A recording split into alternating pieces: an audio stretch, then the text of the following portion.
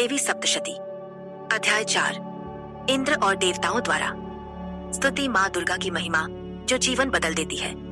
नमस्कार दोस्तों, स्वागत है आपका हमारे YouTube चैनल विक्रम आदित्य पर। आज हम आपके लिए लेकर आए हैं एक ऐसी आत्मा को झकझोर देने वाली और हृदय को छू लेने वाली कथा जो आपके जीवन में नई रोशनी लाएगी। शीर्षक है देवी सप्तशती अध्याय 4 इंद्र और देवताओं द्वारा स्तुति माँ दुर्गा की वह महिमा जो हर डर को मिटा देती है।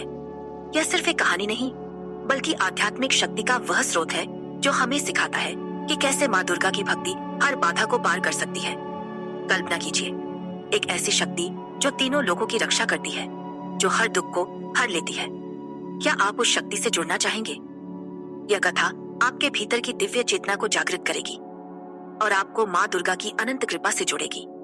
तो इस वीडियो को अंत तक देखिए, क्योंकि आखिरी बात आपके दिमाग को हिला देगी। स्किप मत कीजिए, वरना आप इस वीडियो का सबसे बड़ा फायदा चूक जाएंगे। ओम ह्रीं। ऋषि बोले, जब देवी ने उस नन्हे परंतु दुराचारी महिषासुर और उसकी देवताओं की शत्रु सेना को मार डाला, तब इंद्र और देवताओं के समूह ने नतमस्तक होकर उनकी स्तुति की। उनके शरीर आनंद की पुलक से सुशोभित हो गए और उनकी वाणी से प्रशंसा के शब्द निकले। देवता बोले, हे देवी, तुमने अपनी आत्मशक्ति से इस विश्व को फैलाया। तुम सभी देवताओं की शक्तियों का स्वरूप हो। तुम अंबिका हो, जिन्हें सभी देवता और महर्षि पूजते हैं। हम भक्ति से तुम्हें नमस्कार करते हैं। कृपया हमें शुभ प्रदान करो। तुम्हारी प्रभाव और शक्ति ऐसी है कि विष्णु, ब्रह्मा और शिव भी उसका वर्णन नहीं कर सकते। हे चंडिका, तुम सारे जगत की रक्षा और अशुभ भय का नाश करने के लिए तत्पर रहो। हे देवी, तुम सुकृतियों के घरों में श्री संपत्ति हो और पापियों के घरों में अलक्ष्मी दरिद्रता हो। तुम विद्वानों के हृदय में बुद्धि, सत्पुरुषों में श्रद्धा और कुलीनों में लज्जा हो। हम तुम्हें नमस्कार करते हैं। हे देवी, इस विश्व की रक्षा करो। हम तुम्हारे अचिंत्य रूप का, तुम्हारी असुरों का नाश करने वाली असीम शक्ति का और युद्ध में तुम्हारे अद्भुत कार्यों का वर्णन कैसे करें। तुम देवताओं और असुरों के बीच सर्वत्र हो। तुम सभी जगत की कारण हो।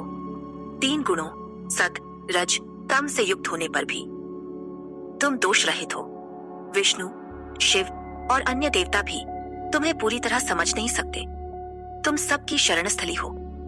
यह सारा विश्व तुम्हारा ही अंश है। तुम आद्या प्रकृति, नित्य और अव्याकृत हो। हे देवी, तुम वह स्वाहा हो जिसके उच्चारण से सभी यज्ञों में देवताओं को तृप्ति मिलती है। तुम वह स्वधा हो जिसे मनुष्य पितरों की तृप्ति के लिए उच्चारते हैं। तुम मुक्ति का कारण हो, अचिंत्य महाव्रत हो, मोक्ष की इच्छा रखने वाले ऋषि जो इंद्रियों को वश में कर और सत्य पर केंद्रित होकर सभी दोषों से मुक्त है, तुम्हारा ध्यान करते हैं। तुम परम विद्या भगवती हो। तुम शब्द की आत्मा हो, निर्मल वेद मंत्रों का भंडार हो, जिन्हें रचाओं और सामों के मधुर पाठ में गाया जाता है। तुम तीन वेदों की स्वरूप भगवती हो। तुम जगत का कल्याण करने वाली और सर्वोच्च दुखों का नाश करने वाली हो। हे देवी, तुम सभी शास्त्रों का सार समझने वाली मेधा हो। तुम दुर्गा हो जो संसार के कठिन सागर को पार करने वाली नौका हो। तुम श्री हो जो विष्णु के हृदय में निवास करती हो। तुम गौरी हो जो चंद्रमा मुकुटधारी शिव के साथ स्थापित हो। तुम्हारा हल्का सा हास्य निर्मल और पूर्ण चंद्र जैसा, सोने की चमक जैसा कांतिमान है। महिषासुर, क्रोधित होने पर भी तुम्हारे चेहरे को देखकर उसे प्रहार करने की हिम्मत कैसे हुई? यह और भी आश्चर्यजनक है।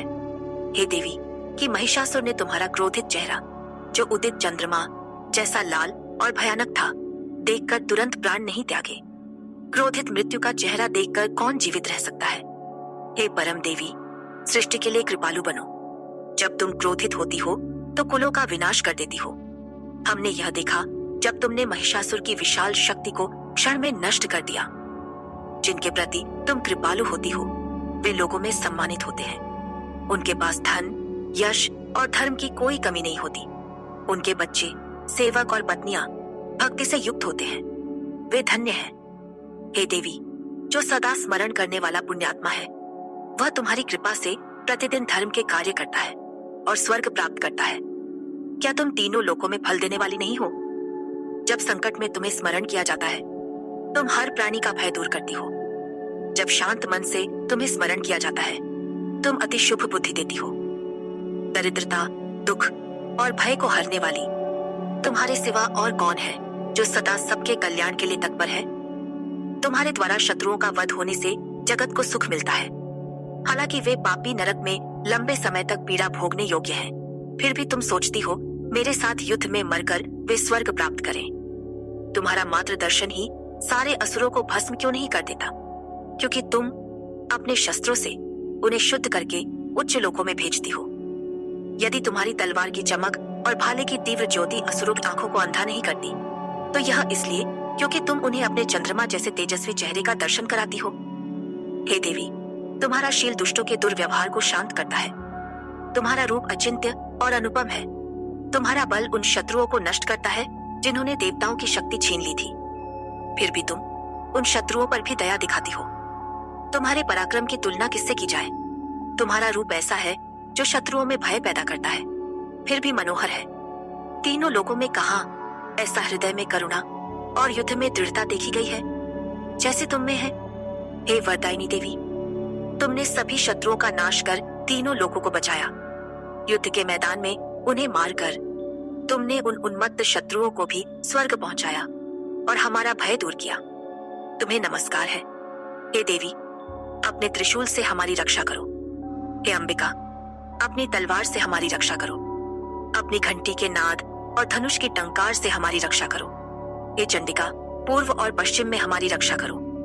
दक्षिण और उत्तर में अपने त्रिशूल के भ्रमण से हमारी रक्षा करो। हे ईश्वरी, तुम्हारे सौम्य रूप जो तीनों लोकों में विचरते हैं और तुम्हारे अति भयानक रूप, उनसे हमारी और इस पृथ्वी की रक्षा करो।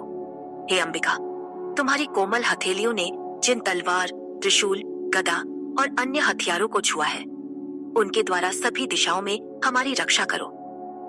दोस्तों, जरा सोचिए, एक ऐसी शक्ति जो देवताओं की प्रार्थना सुनती है, जो हर दुख को हर लेती है, वह हमारे कितने करीब है। यह कथा हमें बताती है कि माँ दुर्गा की भक्ति से हर असंभव संभव हो सकता है। सुनते रहिए, क्योंकि आखिरी बात आपके दिमाग को हिला देगी। स्किप मत कीजिए, वरना आप इस वीडियो का सबसे बड़ा फायदा चूक जाएंगे। ऋषि बोले, इस प्रकार देवताओं ने जगत की धात्री, रक्षक की स्तुति की। उन्होंने इंद्र के नंदन वन के फूलों से उनकी पूजा की और सुगंधित लेप चढ़ाया। सभी देवताओं ने भक्ति से उनके लिए दिव्य धूप अर्पित की। प्रसन्न मुख वाली देवी ने उन नतमस्तक देवताओं से कहा। देवी बोली, हे देवताओं, तुम मुझसे जो चाहते हो वह मांगो। तुम्हारी इन स्तुतियों से मैं अति प्रसन्न हूँ, मैं उसे सहर्ष दूंगी। देवता बोले, हे भगवती, तुमने हमारे शत्रु महिषासुर को मारकर सब कुछ कर दिया, अब कुछ भी शेष नहीं है। फिर भी यदि तुम हमें वरदान देना चाहती हो, हे महेश्वरी, तो हम जब भी तुम्हें स्मरण करें, तुम हमारे संकटों को नष्ट करो। हे निर्मल मुख वाली, जो भी मनुष्य इन स्तोत्रों से तुम्हारी स्तुति करेगा, उसके लिए धन, परिवार और सफलता में वृद्धि करो। हे अंबिका, तुम अपनी प्रचुर शक्ति से हमेशा हमारे प्रति कृपालु रहो। ऋषि बोले, हे राजन, इस प्रकार देवताओं ने जगत और अपने हित के लिए भद्रकाली को प्रसन्न किया। उन्होंने कहा, ऐसा ही हो, और फिर वह अंतर्धान हो गई। हे राजन, मैंने तुम्हें बताया कि कैसे प्राचीन काल में देवी देवताओं के शरीरों से प्रकट हुई, जो तीनों लोगों का कल्याण चाहती थी। आगे मैं बताऊंगा कि कैसे वह गौरी के शरीर से शुंभ और निशुंभ जैसे दुष्ट दैत्यों का वध करने और लोगों और देवताओं की रक्षा करने के लिए प्रकट हुई। इसे सुनो, मैं तुम्हें यथावत बताऊंगा। दोस्तों, यह कथा हमें सिखाती है कि माँ दुर्गा की भक्ति हर भय को मिटा सकती है। उनकी शक्ति हमें धन, यश और धर्म से जोड़ती है। चाहे कितना भी बड़ा संकट हो, उनकी कृपा से सब कुछ संभव है। अब वह आखिरी बात जो आपके दिमाग को हिला देगी। हमारा चैनल विक्रम आदित्य न सिर्फ ऐसी प्रेरक कहानियां लाता है, बल्कि आपके जीवन के हर सवाल का जवाब देता है। अभी एक पल रुकिए और हमारे चैनल को सब्सक्राइब करें और हमारे व्हाट्सएप नंबर 7980210280 पर मैसेज करें। क्यों? क्योंकि हम आपको मुफ्त ज्योतिषीय भविष्यवाणियां और आपके जीवन की हर समस्या का समाधान देंगे। यह मौका चूक जाएंगे तो आप अपने जीवन को बदलने का सबसे बड़ा अवसर खो देंगे। तो अभी सब्सक्राइब करें और व्हाट्सएप पर संपर्क करें, क्योंकि माँ दुर्गा की कृपा आपके साथ है। और हम आपके जीवन को और बेहतर बनाने के लिए हैं। धन्यवाद। और फिर मिलेंगे अगली कथा के साथ।